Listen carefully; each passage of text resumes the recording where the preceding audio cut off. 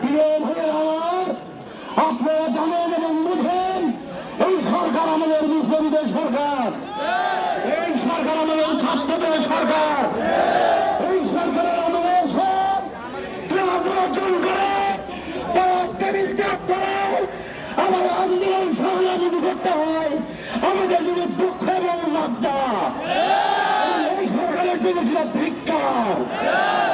অন্তর্বর্তীকালীন সরকারকে জানাতে চাই, স্পষ্ট পরিকল্পনা দিতে চাই, আপনারা আমাদেরকে বঞ্চিত করতে পারবেন না।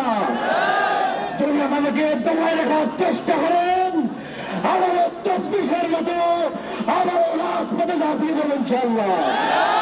প্রস্তুত আসবেন ইনশাল্লাহ।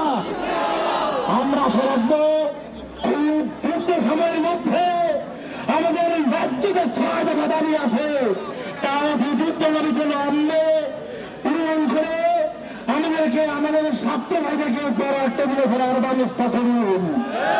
অন্যথায় যদি কোন রকমের ষড়যন্ত্র কিংবা কুচ্চালের পথ বেছে নেওয়া হয়, আমাদের ভাইদের পর প্রশাসন যদি অস্ত্র খাড়া করা হয়, আবারও সেই অস্ত্র ঘাত করবেন ইনশাল্লাহ। সবাইকে রাজপথে বিপ্লবের স্লোগান নিয়ে 24কে ধারণ করে সামনে আগাবার প্রস্তুতি রেখে আহ্বান রেখে আমি আমার বক্তব্য শেষ করছি। সবাইকে ধন্যবাদ। আপনাদের পাশে আছি, পাশে থাকবো ইনশাল্লাহ।